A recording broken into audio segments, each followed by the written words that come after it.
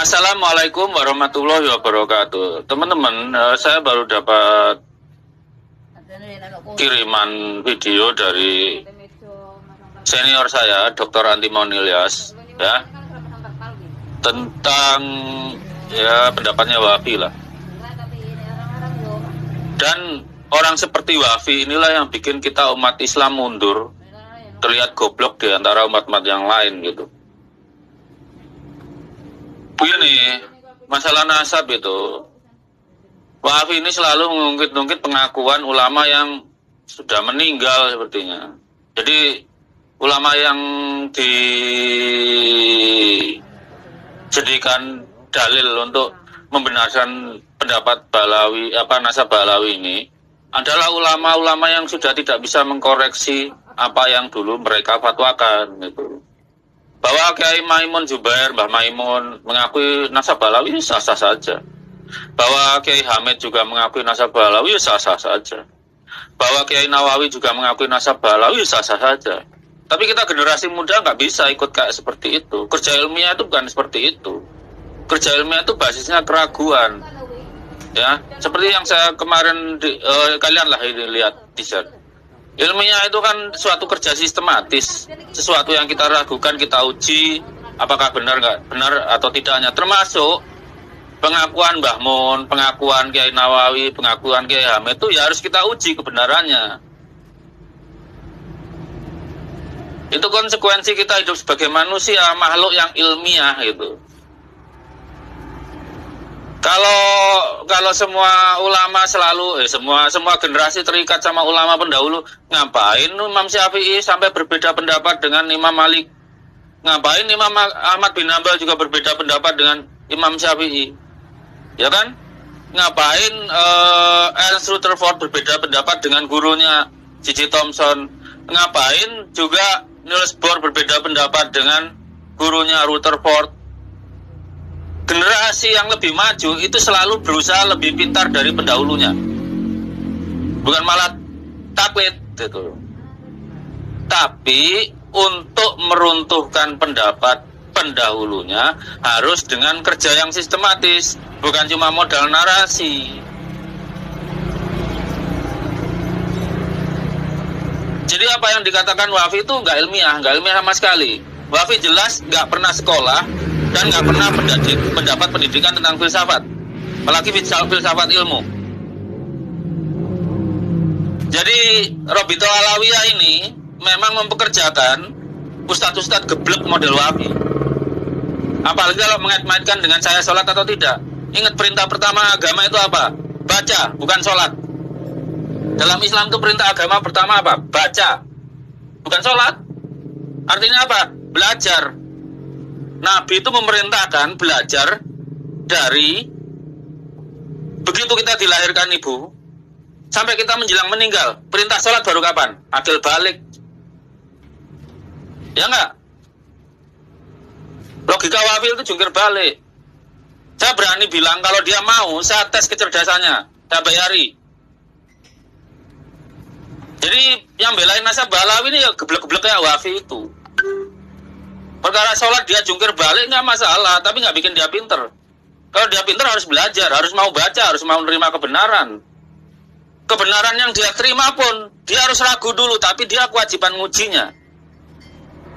Ingat dalam kerja sains itu kita musuh menjadi musuh apa yang kita baca. Yang kita baca itu kita ragukan, kita uji kebenarannya. Cara paling dekat adalah menguji dengan buku bacaan lain yang sejenis. Makanya kalau kita menulis karya ilmiah, itu tidak boleh hanya pendapat yang mendukung kita. Yang melawan pun kita kutip. Kita adu sampai bisa kita ngambil kesimpulan. Dan itu penyakit Robito Alawiyah atau para habaib. Coba kalau khotbah, yang dikutip selalu dari Habib sana, habis sini, habis sana, habis sini. Hah? Itu tidak ilmiah itu. Itu propaganda itu namanya. Kalau saya ketika ngomong tentang DNA, saya nantang siapapun, keluarkan hitungannya. Angka lawan angka, data lawan data, baru olah data. Bukan narasi lawannya. Nah kalau Wafi memang matematikanya setara beruk, silakan dites. Ya beruknya bisa sholat sih dia. Tapi ingat dalam Islam itu semua makhluk itu berzikir. Mau manusia, mau burung gagak pun itu berzikir menurut caranya sendiri-sendiri.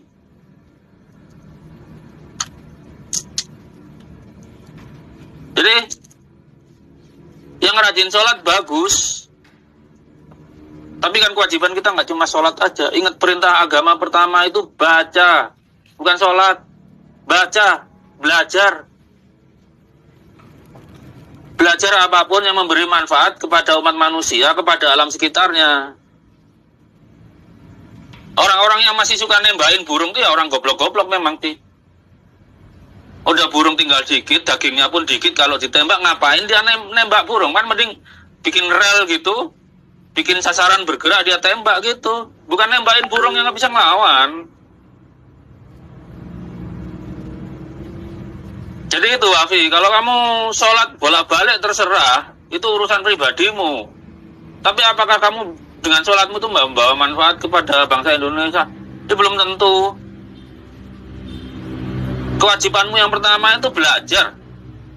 Taklid aja nggak diperintahkan kok. Misalnya taklid Kiai Maimun, Kiai Nawawi atau Kiai Hamid, enggak ada perintahnya. Tapi kewajibanmu belajar.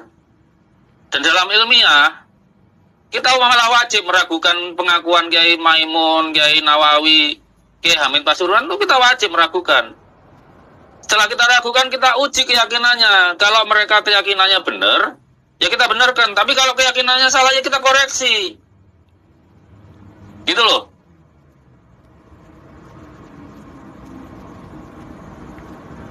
Jadi begitu teman-teman. Kita yang muslim ini wajib membawa umat Islam cerdas.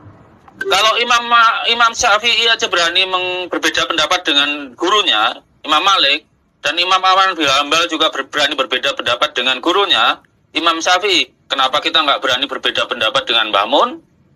Kenapa kita nggak berani berbeda pendapat dengan Kiai Nawawi atau berbeda pendapat dengan Kiai Hamid? Kita wajib menghormati tiga kiai itu, tapi bukan berarti kita harus nurut apa pendapat mereka. Apalagi pendapat mereka itu bukan dari kerja ilmiah.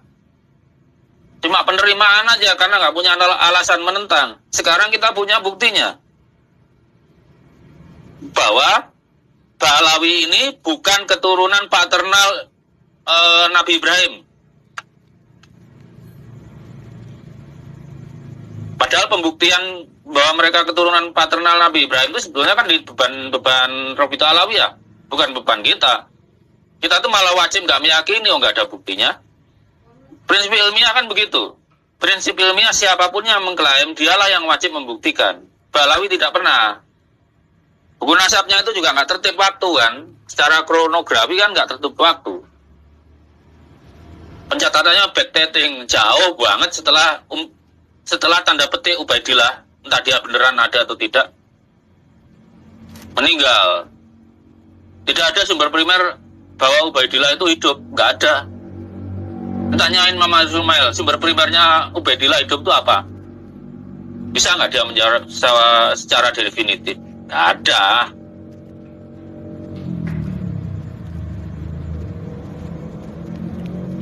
Jadi kalau muslim, kewajibanmu sholat kerjakan sholat. Tapi kewajibanmu belajar, kerjakan. Memang itu tidak disebutkan sebagai rukun Islam, karena belajar itu kewajiban sebagai manusia. Mau Hindu, Buddha, Kristen, Islam, ateis, agnostik, semuanya secara naluriah belajar. Tapi di Islam dilegalkan menjadi kewajiban. Apa perintahnya? Iqra, perintah pertama. Bukan taklid seperti kata Wafi itu. Makanya Wafi itu otaknya rudimenter, karena apa? Taklid itu aja. Diberi otak tapi nggak dipakai.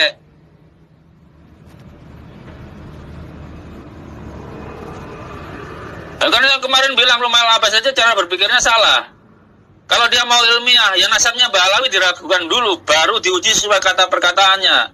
Bahwa secara historis itu soheh, secara biologis harus soheh. Dan dia yang sekarang tidak sejam pun mendapat pelajaran biologi,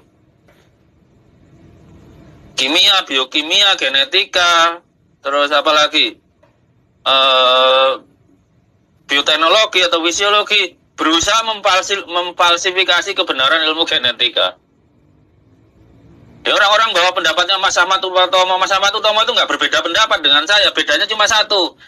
Mas Ahmad itu belum merasa bahwa waktunya yang merasa keturunan Nabi itu harus tes DNA, itu aja bedanya.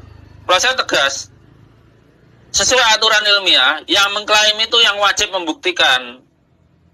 Itu pelajaran dasar itu, D1, nggak perlu sampai level S3, seperti saya atau Mas Ahmad.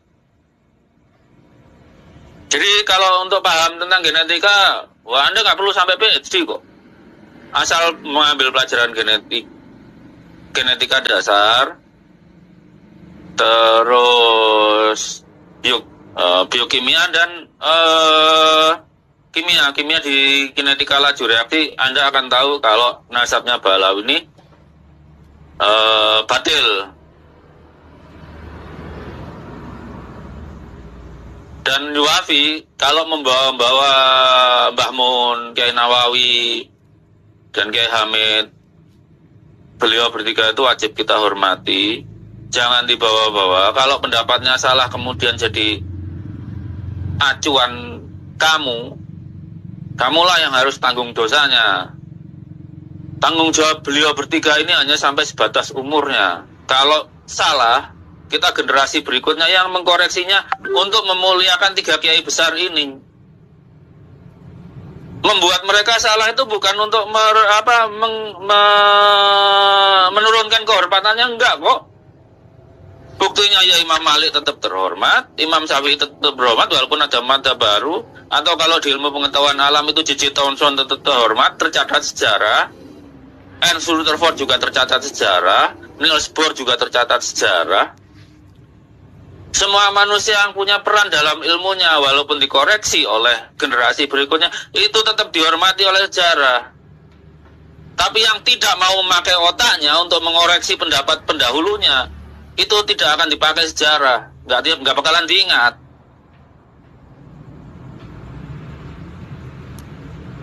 Jadi Wafi, saya terang-terang bilang, kamu tuh nggak ilmiah, goblok. Kalau nggak percaya, kamu tes TPA, saya bayari. Urusan kamu sholat jungkir balik, terserah, itu urusanmu dengan Tuhanmu. Tapi Tuhanmu mewajibkan kamu belajar ilmu apa aja. Dan ilmu, ikuti definisi modern, seperti yang saya tulis di sini, itu ilmu. Kalau ilmu nasab itu bangkai ilmu. Ya udah gitu aja. Salam ya Wafi ya. Wassalamualaikum warahmatullahi wabarakatuh.